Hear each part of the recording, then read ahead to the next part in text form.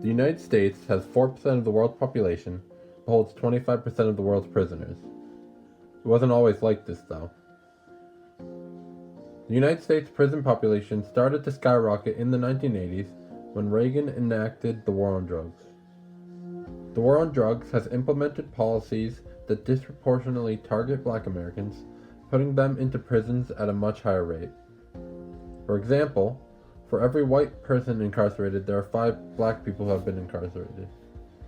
The presence of private prisons has also had an effect on the amount of people in prison, as keeping these prisons at max capacity allows them to maximize the profit of prison labor. These folks started making contracts with states, and they had to protect their investment, so the states were required to keep these prisons filled even if nobody was committing a crime. And in the late 80s and early 90s, this became a growth industry, unlike very few growth industries in America's history. It was absolutely a model guaranteed to succeed. Here are some race-targeted laws and mandatory minimums.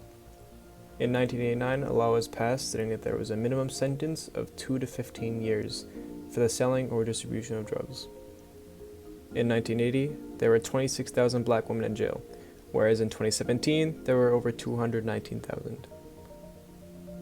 Black women have twice the chance of being incarcerated as their white counterparts. Things like the war on drugs result in a significant racial disparity among prisons. Black neighborhoods are severely over-policed in a militant manner in some cases, resulting in generations of crime and incarceration. Multiple examples of politicians refusing to fix these issues.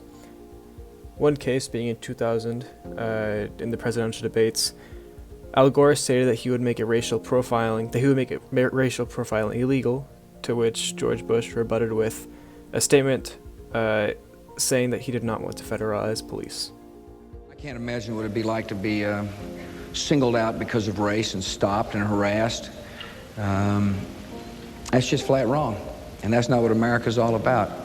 And so we ought to do everything we can to end racial profiling. One of my concerns, though, is I don't want to federalize the local police forces.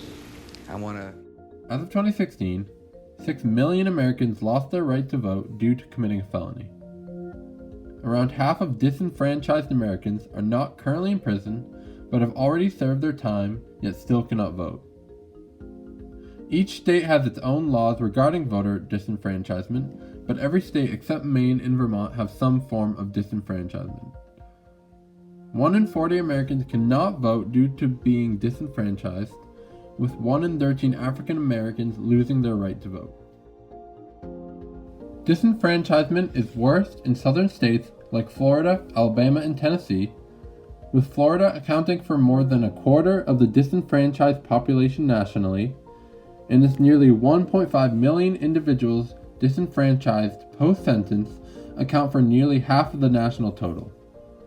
We call on the Biden administration and Congress to put an end to post-sentence disenfranchisement.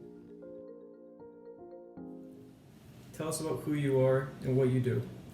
My name is Peter Katugian. I'm the sheriff of Middlesex County right now, right here in Massachusetts. I've been, prior to being sheriff, I was a state representative. I was also a prosecutor in Middlesex County. I also did public defender work. Now to the actual topic, what are your stances on giving felons the right to vote? I believe that everyone should have the right to vote. I think that people hold the right to vote as a very sacred right given under the Constitution. I believe that taking away someone's right to vote is not going to serve as something that will deter people from committing that crime in the future. So those that are criminal justice involved need to have that ability to vote so that their vote and their opinion matters when people are electing their next leadership in elective office. Because if they don't have that right to vote and they don't have that right to say, then oftentimes these issues will be completely ignored, and then we'll just be continuing to this cycle of criminality, this cycle of recidivism will continue. And so I think it's really important that people that sometimes are afflicted by many of the things that go wrong in society, mental health, substance use, literacy issues, education issues, homelessness issues, so many of these things that affect people and families they need to be addressed, and there's probably no better people to help make better decisions for our leaders on how to manage these issues than those that are criminally justice involved.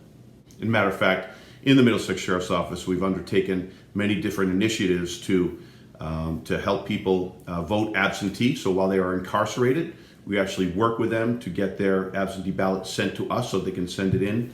And for those that are reentering society, as part of their reentry plan, we actually help them sign up to vote or register to vote so that when they go back home, they're already set and able to vote once that next cycle comes to them. Giving part of our population that society, quite honestly, gives up on, they don't care about, just lock them up and throw away the key, and I get to allow them to be part of a community, to be part of a civic endeavor, and to make our communities better and stronger, not just for them, but their families as well. Thank you so much. You're most welcome, sir.